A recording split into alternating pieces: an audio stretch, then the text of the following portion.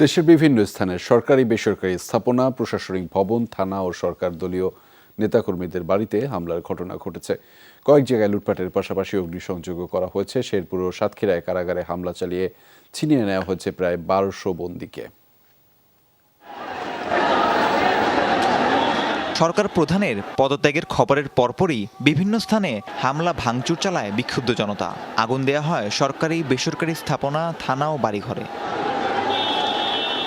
বিকেলে চট্টগ্রাম কোতোয়ালি থানায় ভাঙচুর, অগ্নিসংযোগ করা হয়। আগুন দেয়া হয় থানায় থাকা সাজোয়া যান ও পুলিশের গাড়িতে। সিএমপি বামপাড়া পুলিশ লাইনেও চালানো হয় হামলা। এছাড়া সংসদ সদস্য, আওয়ামী লীগ নেতা, নগরপিতা ও শিক্ষামন্ত্রীর বাড়িতেও হামলা চালায় দুর্বৃত্তরা।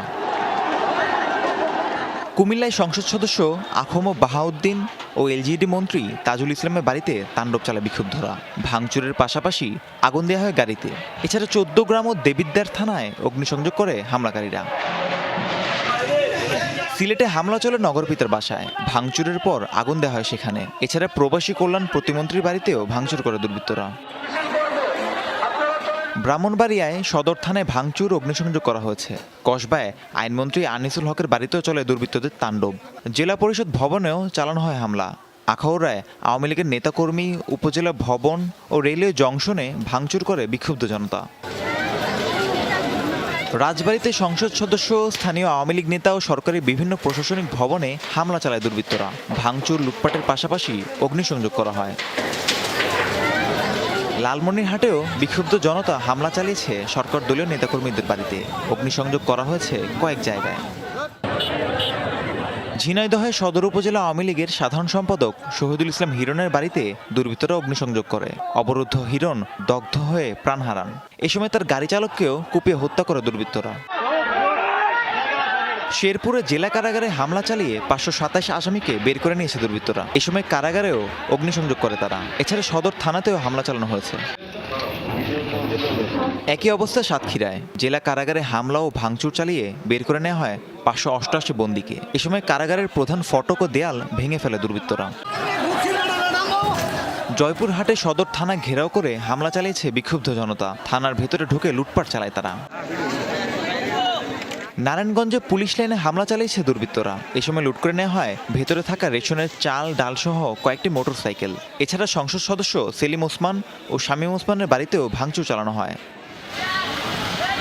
রূপগঞ্জে সাবেক পাট ও বস্ত্রমন্ত্রী গোলাম দস্তগীর গাজী এমপির বাসভবনেও হামলা চালিয়েছে বিক্ষুব্ধ জনতা। ভাঙচুরের পাশাপাশি সেখানে লুটপাট চালায় তারা।